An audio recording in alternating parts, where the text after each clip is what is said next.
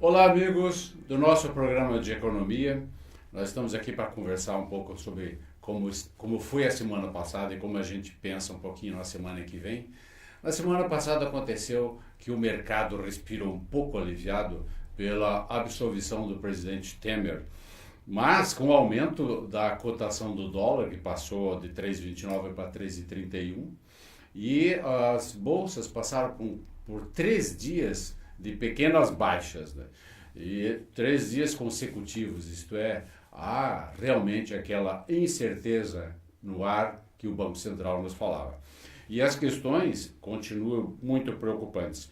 O que o STF vai fazer com as denúncias contra o presidente Temer, as reações do nosso Congresso, a eventual e agora possivelmente cancelada saída do PSDB, mas nós esperamos que, além de sair, ele exerça um apoio firme com as questões das reformas, né? Mas, principalmente, o que acontece com a economia no meio de todas essas crises emaranhadas e que são, na verdade, um nó muito difícil de desatar. Nós vamos chegar em 2018 no meio da mediocridade geral ou não?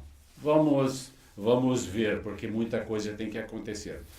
Nós temos o prazer de receber aqui a Isabel Baggio, que é uma empresária e é a diretora do Correio Lagiano, do nosso estimado Correio Lagiano, e também é presidente do Conselho de Administração do Banco da Família.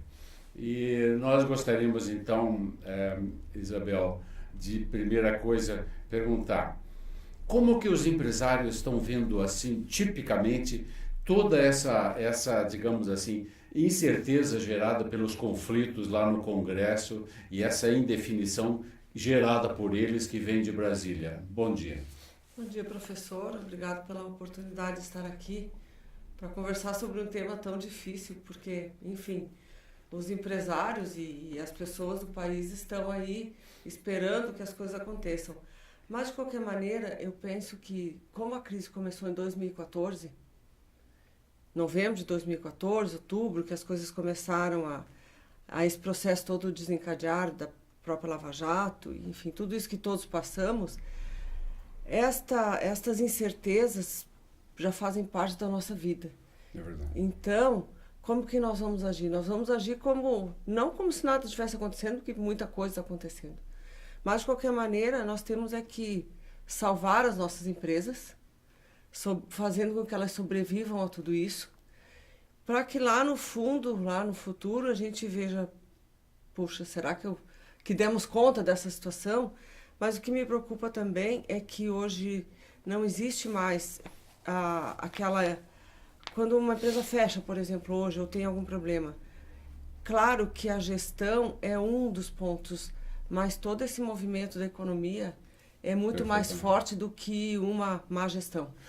Nesse caso até, eu me permito lembrar que a General Motors do Brasil queria, já faz tempo que ela fala, né? Eu acho que quase 2 anos, no meio dessa crise toda, ela resolveu adiar ou cancelar investimentos em nova fábrica de 2 bilhões de dólares. Você acha que essa indecisão, que eu acho que na verdade é uma decisão, não é indecisão da GM, é uma decisão de adiar, está correta? Claro que sim. É? E isso não é só a GM, em termos de, independente do tamanho da empresa, certo, existe com essa incerteza também uma certeza de como vai se comportar a economia no futuro. Então, os dinheiros que existentes estão parados em algum lugar. Certo. Isso me leva, então, a uma outra pergunta, Isabel. Qual é, no seu ponto de vista, a melhor solução para a crise? Poderíamos ter uma grande, digamos, saída que resolvesse toda a situação do ponto de vista dos empresários? Bom, os negócios rodam, então as empresas têm as suas responsabilidades, têm seus funcionários, seus compromissos, então também suspender um negócio é difícil, né? Parar simplesmente e encerrar as atividades. O que acontece? Nós devemos, todos, né, imagino que todos os empresários, os que eu não conversei, mas principalmente aqueles que eu converso, todo mundo está num compasso de espera. Vamos aguardar a economia ficar num patamar aceitável e com uma certa segurança para retomar os investimentos. Quando isso vai acontecer, não se sabe. Agora, também eu observo que existe alguns movimentos e algum tipo de negócio, o mercado também já andando. Quer dizer, algumas decisões estão andando no paralelo das decisões políticas. Certo. Bom, vamos deixar a política de lado, que a gente não pode fazer muita coisa e não pode interferir, além do que fazer protestos ou votar nos políticos, né? E aí, então, as empresas, aos poucos, como já percebo em alguns setores, estão investindo devagar, mantendo a segurança, mas algum investimento está acontecendo. Então, existe, assim, duas situações. Ou investimento zero, vamos esperar, e também tem algum movimento em termos de alguma iniciativa, com bastante cautela, mas o mercado está um pouquinho mais consumidor, nada de grandioso. Uma pequena tendência, mas existe um movimento que, ao meu ver, é positivo, porque pelo menos existe um movimento de uma certa recuperação na economia. Você sabe que eu estava conversando com um empresário, um médio empresário de Rio do Sul, antes da enchente, porque agora ele deve estar preocupado com outras coisas, né? Mas ele me falou o seguinte, que ele estava pensando, isso é coisa de 2, 3 semanas, que ele estava pensando em cortar 50% dos funcionários, reduzir o movimento e, digamos assim, aspas, se encolher. A não ser que ele conseguisse um bom empréstimo que ele gostaria para a capital de giro a 7%, que é a TJLP do BNDES. Ele disse, bom, se você conseguir, meus parabéns, porque é um dinheiro difícil de conseguir, né? A não ser que você fosse, né, amigo do presidente, mas que não é o caso. Estou falando do governo anterior que tinha esses favores, etc., né, que a gente espera que não ocorra. Deixa eu lhe perguntar a respeito dessa conversa que nós temos, que as reformas vão acabar com direitos trabalhistas, né, e os sindicatos e as centrais estão gritando muito a respeito. Aqui no Brasil, a gente tem uma série de vantagens, férias de 30 dias, que lá na Europa é um pouco meio absurdo, digamos assim. Temos um 13º salário, temos o fundo de garantia, temos um PIS anual. E nos Estados Unidos, nós temos basicamente o salário, né, e férias anuais de 10 dias. Né? Se a gente conversar, então, Isabel, sobre qual é a reforma que a gente poderia, considerando esse cenário, que viesse aumentar o emprego no Brasil. Não só garantir direitos, mas especialmente que aumentasse o emprego. Você teria alguma fórmula para isso? Bem, eu tenho certeza que a legislação trabalhista vigente é impossível de fazer com que a indústria se desenvolva, que exista produtividade e que exista competitividade. Tenho certeza absoluta que esta que está vigente é impossível seguir.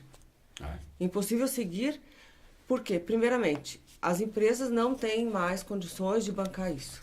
Não existe mais. Às vezes, se existe dificuldade de pagar salário, imagine o 13º salário. São 110% de acréscimo, né, na média. Então, né? As férias, mais um terço. Para que esse terço? Então, nós temos que encaminhar para uma modernidade. Essa modernidade, eu não sei se a reforma trabalhista vai atender totalmente esta evolução, essa modernidade. Mas o fato é que a legislação vigente é impossível. Você vê condições de passar essa reforma que está aí? Eu vejo condições de passar sim e torço para que ela passe. Aparentemente o Senado já está quase certo que passa. Sem né? dúvida. Mas existe ainda um longo caminho, porque basicamente no Brasil nós consideramos o trabalhador um pobre, coitadinho, desamparado, não é verdade? Ele é desamparado e, fazendo uma comparação, muito tempo e sempre as pessoas saem, vão para os Estados Unidos buscar alguma oportunidade melhor. A pessoa sai do Brasil, tem todos os seus direitos constituídos e respeitados, e vai trabalhar nos Estados Unidos, trabalha 18 horas por dia, recebe pelo dia pago, pelo dia trabalhado e pronto. E está feliz. E está feliz, sobra dinheiro, manda dinheiro para o familiar, enfim. E a remuneração e o custo de vida lá é alto, sim. A comida é muito cara, moradia é muito cara. Saúde é caríssimo. Saúde é caríssimo. Então, que disponibilidade é essa de trabalhar lá 18 horas e aqui trabalhar só 8? Você sabe que eu encontrei muita gente nos Estados Unidos que há um certo piso informal de $2.000 para faxineiro, profissões, digamos, simples. $2.000 dá um bom dinheiro em reais, dá 6 mil, quase 7 mil reais, né? E como você falou, e eles estavam muito satisfeitos. E alguns tinham 2 empregos, inclusive, né? Realmente. Mas a moradia, uma moradia relativamente decente, se paga $1.000. Quanto se paga para uma moradia mais ou menos adequada? Aqui em Lages, por exemplo, se paga R$800, R$700? $200, $300, digamos assim. E aí? Então, essa inversão de valores que a gente não tem em conta. Mas você acha que a gente pode mexer nesse vespeiro, que são esses, aspas, direitos adquiridos? Essa expressão eu sempre falo porque é um sentimento meu pessoal. Eu acho que direito adquirido no Brasil ele se transformou em privilégio adquirido, né? Nós poderíamos mexer nisso provando de alguma forma que se nós fizermos isso aumentará o emprego, ou você não vê condições de convencer as centrais disso aí, etc. Professor, as centrais são contra tudo e contra todos. Então não existe convencimento de centrais. Elas não estão abertas a serem convencidas de alguma coisa que elas julgam que se contrariar esse tal de direito adquirido. Eu não gosto disso. Eu não entendo isso como algo atual. Eu não entendo isso como algo dentro de uma economia globalizada, onde tem competidor em todas as partes. Então esse direito adquirido, para mim, é algo tão retrógrado e tão mesquinho e tão medíocre que eu até não é incompreensível. Não, é incompreensível para mim. Você sabe que... Desculpe a falha aqui da... mas isso acontece. É que o assunto realmente é muito absurdo. Deixa eu dizer uma coisa, Isabel, que a resposta que você está querendo sugerir, talvez já exista nos países adiantados, que seria o seguinte: não há muita preocupação, por exemplo, se as empresas evitam os custos de funcionários e os problemas dos funcionários, problemas humanos, com a robotização.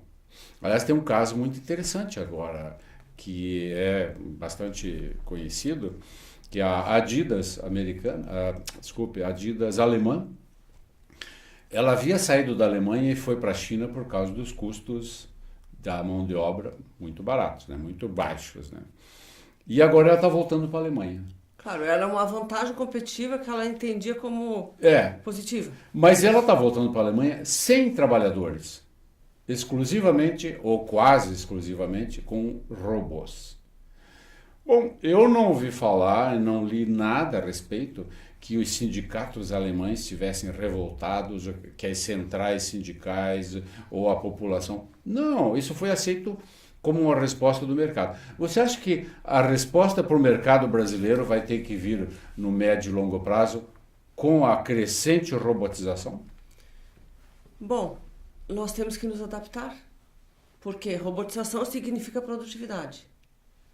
Que é o nosso próximo assunto aqui. E produtividade significa com que as pessoas, ou alguma coisa a mais e melhor, faça melhor ainda em menor tempo.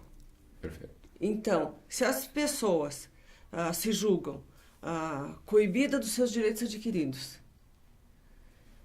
manifestando vontade de apenas fazerem greves, por exemplo, né? Ou até, bom, se eu só me qualifico se a empresa pagar para a minha qualificação, mas a qualificação é minha, a capacidade minha vai ser aumentada, Perfeito. Vai ser incrementada. Bom, mesmo assim, eu só me qualifico se a empresa que eu estiver pague a minha qualificação. Então, existe uma incompreensão das pessoas, e aqui eu não estou generalizando, mas é uma grande parte, Eu vejo pessoas muito dedicadas, mas também, por outro lado, eu vejo pessoas que não compreendem o mundo que nós estamos vivendo. Que a pessoa precisa se modificar, porque senão ela vai para uma empresa, ela vai sair, ela vai para outra, vai sair. E aí, o que acontece?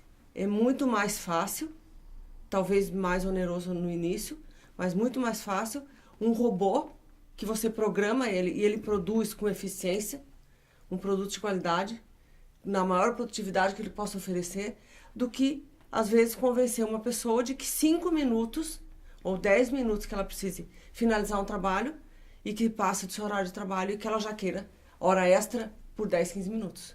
Verdade. Eu tenho um amigo que é também empresário, ele tem 4 funcionários.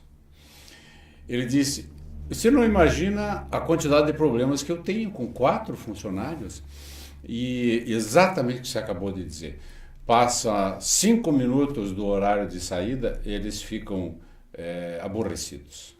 E passam a trabalhar de maneira talvez um pouquinho pior ainda. Você acha que isso é comum, então, esse tipo de situação? Olha, eu acho que é bem frequente.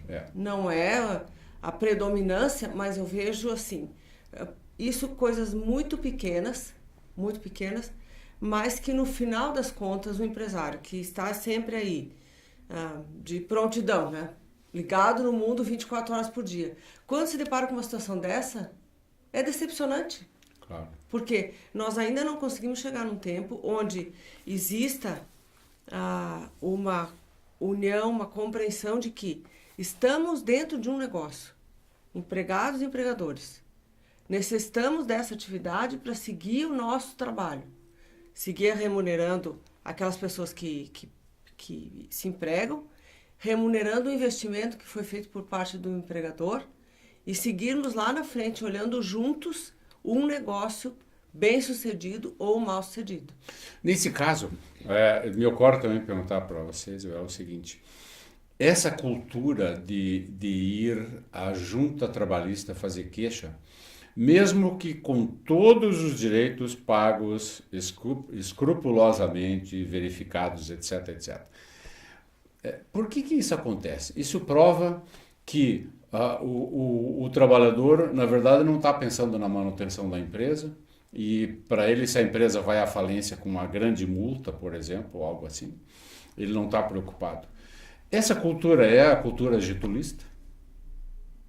Certamente que sim, Certamente. reforçada, né, pelas últimas ações dos governos do Partido dos Trabalhadores, sim, porque, enfim, o PT fez, além de todos os malefícios que ele fez para todos nós, ele colocou em confronto o capital e o trabalho, permanentemente. Então, eram os coxinhas, ou era a turma da mortadela. Ou as elites. E as elites, quem eram as elites para ele? Eu julgo que ele é muito mais elite do que eu, que trabalho há mais de 30 anos.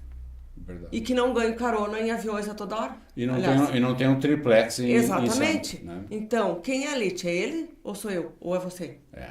Então, esse jogo e esse choque permanente entre o capital e o trabalho acirrou algo que foi criado no tempo lá do Getúlio, que veio se perpetuando e tomou seu ápice agora nos 2 últimos anos. A eliminação da contribuição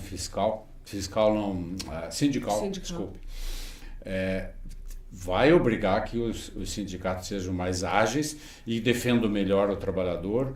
Isso viria a piorar, digamos, essa competição entre os nossos 15 mil sindicatos.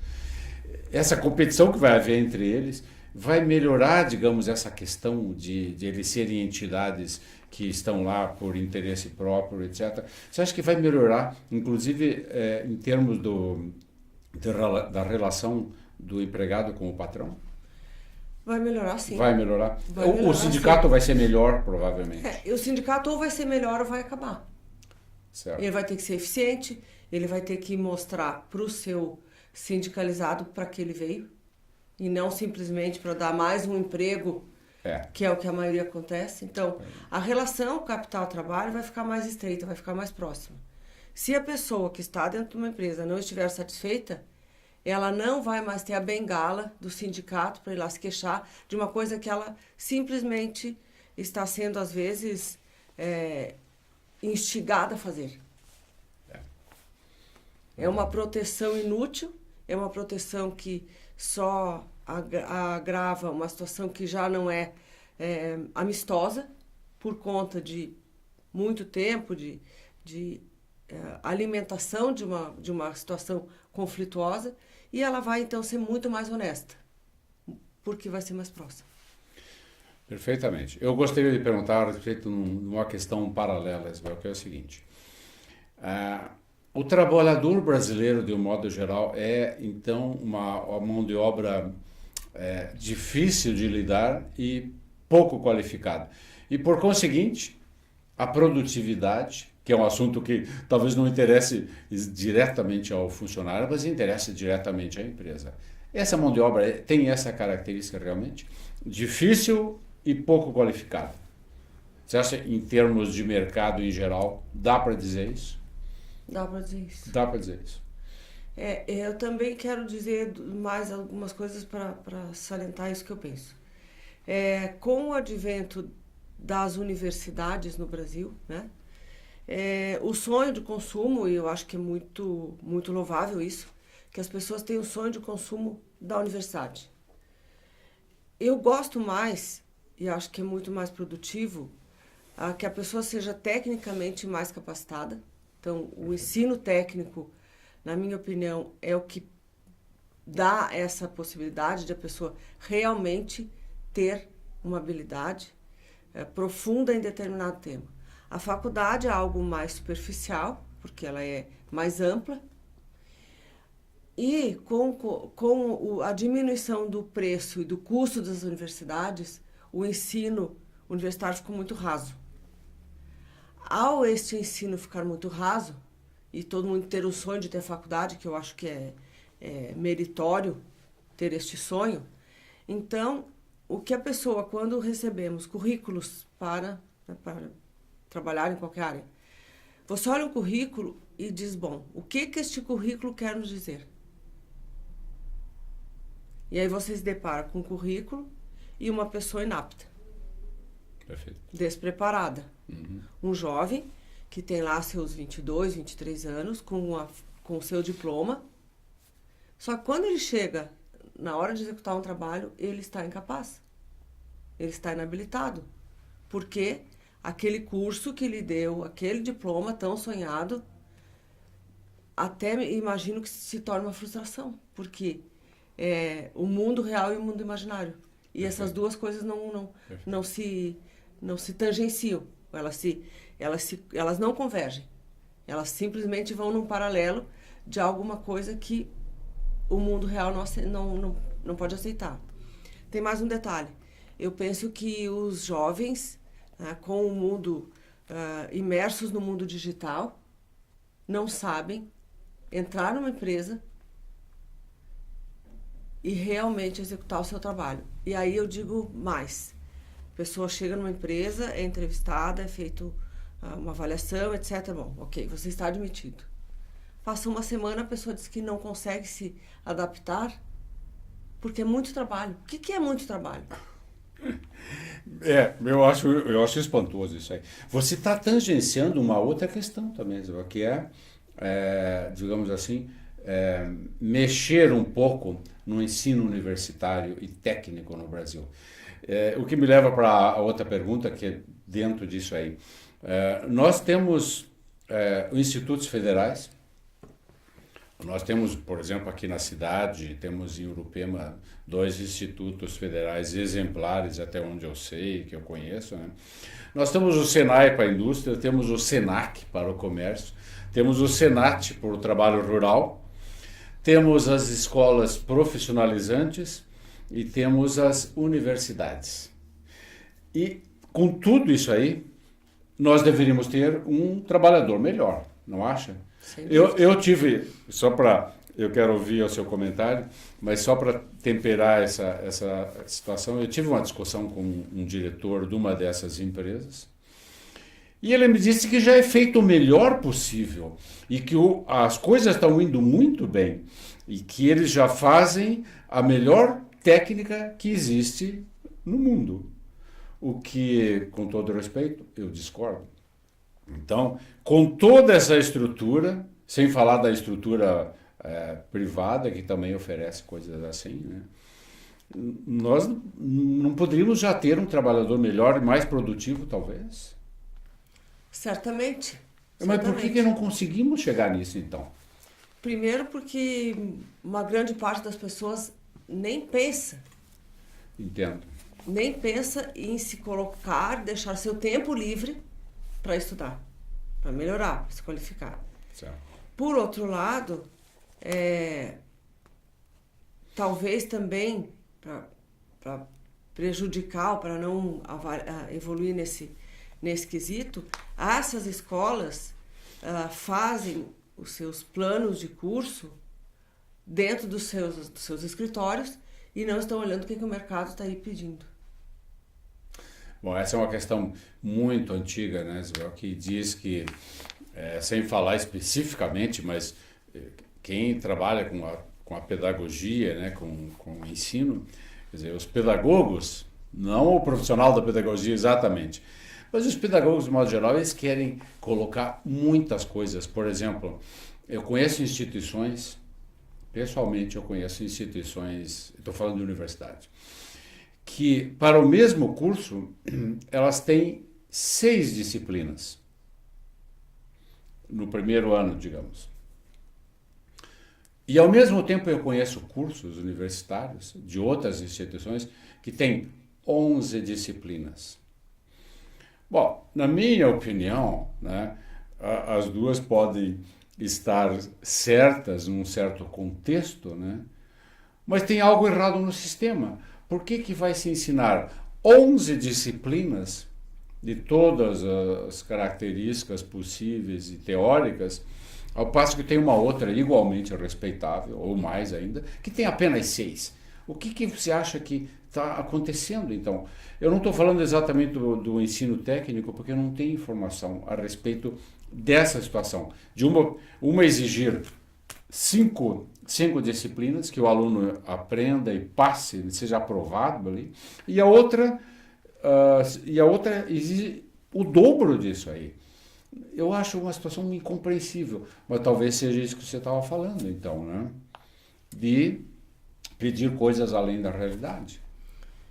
Exatamente. Então, o que percebe? Como o aluno também não está lá com muita vontade de estudar, não é? Por quê? As pessoas estão com vontade realmente de se qualificar ou não? Certo, é verdade. Então, a pessoa que não quer tanta qualificação, ela já vai para das matérias, né? 6 disciplinas. E a de 11 vai ficar aí passando mais ou menos no limbo, não é? Por quê? E é a desconexão com a realidade. Há quanto tempo essa de 6 fez a sua avaliação, né? Suas emendas e adaptação e melhoria, e a de 11? Qual é a certa? Quem não quer estudar muito vai para a de 6, realmente. Por que eu vou estudar a metodologia do ensino superior? Para que eu vou usar matemática superior, às vezes? Matemática num curso de, sei lá, um curso de psicologia. Então aí... Você abordou uma coisa muito interessante. Eu dei aulas para um dos cursos de engenharia, que são 5 ou 6 hoje, né? E esses estudantes tinham um medo enorme de matemática. Eu nunca consegui entender isso, porque, afinal, eram futuros engenheiros, né? Então, é muito difícil de entender isso. Eu não consigo ver. O que significa, talvez, no final, que precisamos de uma reforma também no ensino técnico e talvez no ensino universitário, você não acha? Eu diria que essas mudanças têm que começar muito antes. Elas têm que começar no ensino fundamental. Tá certo. Eu tenho um assunto importante, o nosso tempo está correndo rápido, Isabel. Deixa eu lhe dizer o seguinte. Quando a gente fala de crédito bancário, nós estamos falando de uma coisa caríssima, né? Dispendiosa, né? Preocupante, porque ela faz parte muito, muito importante dos custos empresariais, sim, altíssimos, né? Você poderia nos dizer um pouco se as alternativas, por exemplo, de uma cooperativa ou do microcrédito são alternativas que são boas, são suficientes para a nossa situação ou não? Bem, as cooperativas e o microcrédito foram criados exatamente para atender uma parcela da população que não era atendida pelos grandes bancos. Certo. Então, estamos falando de valores bastante diferentes do que os oferecidos pelo sistema financeiro, ou seja, público ou privado. Então, o microcrédito, principalmente, foi criado para atender essa faixa de público. Aqueles que não eram atendidos e que estavam desassistidos do sistema financeiro tradicional. Então, mas para qual segmento do... Todos. Todos. Todos os segmentos que estejam aí numa faixa de até R$20 mil, empréstimos de R$20 mil. Né? Que é um valor, mas não é uma média, é um valor até. No caso, por exemplo, do Banco da Família... Cobre o quê? 2/3 da população elegível, digamos, ou mais? Sim, exatamente. E então, esses projetos, essas instituições estão criadas para atender esse público, que é a maioria informal, que a maioria não tem um balanço para entregar, não tem dados financeiros contábeis para entregar como mostrando a sua capacidade de endividamento. Então, aí começou esse movimento, que tem uma perspectiva muito grande de crescimento, mas que, por outro lado, tem suas dificuldades em função de que o sistema financeiro e a legislação ainda não aceitam isso, apesar de existir, de ter um arcabouço legal existente e, por isso, com capacidade de operar, ainda tem muita dificuldade, porque, no caso do microcrédito especificamente, todos os programas criados pelos últimos anos de governo, e eu estou falando de novo, falando do PT, fizeram com que as instituições de microcrédito ficassem à deriva. Eu não tinha essa impressão, é verdade. Pois então. Inclusive, quando foram... Mas desculpe, eu estou bastante surpreso, porque deveria ser o contrário, né? Deveria ser o contrário, mas não foi. Não foi. Não foi. Então, todos os programas sociais que foram criados pelo governo federal, aí, né, vou ter que falar do governo Lula e Dilma, né? Esses programas, nenhum incluiu as instituições de microcrédito. É extraordinário. Então, o microcrédito oferecido pelos governos anteriores foram oferecidos via Banco do Brasil e Caixa Econômica. Entendo. E nós, as instituições de microcrédito, não tivemos nenhuma vantagem e não tivemos em nenhuma circunstância sido canais de acesso desses dinheiros públicos. Eu tenho uma pergunta quantitativa, desculpe, é um hábito meu, né? Se a gente considera que o Banco do Brasil e a Caixa Econômica têm 42, eu li 48, mas eu estou achando melhor falar em 42. 42% de todos os ativos bancários, ok? Quer dizer, quase um monopólio. Certamente. O microcrédito, quanto ele teria dos ativos bancários ou bancarizáveis? Ele teria 5%, 10%? Teria um número a respeito? Ou ele é bem pequeno, 2% ou menos? É pouco, porque pouco. O que foi destinado para... Teve uma lei que deve ter sido promulgada aí há mais ou menos uns 4, 5 anos, que todo o recurso dos bancos comerciais, do depósito à vista, 2% deveria ser aplicado em microcrédito. 2%, ok. E que os bancos comerciais aí fizeram seus programas para consumo e não para negócio, e o Banco do Brasil e a Caixa Econômica também fez o mesmo. Quando aplicaram. Porque alguns que não aplicaram não iam ser remunerados, iriam ser disponibilizados para ficar numa conta de depósito sem remuneração. Alguns preferiram isso porque é muito difícil a operação de microcrédito, é muito custosa. Custa muito você oferecer um crédito de R$1.000, por exemplo. Okay. E aí foi preferível não investir. Que é lastimável. Nós estamos chegando ao final do nosso programa e eu gostaria muito aqui de agradecer a Isabel Baggio, que é diretora do nosso muito estimado Correio Lagiano e também presidente do Conselho de Administração do Banco da Família.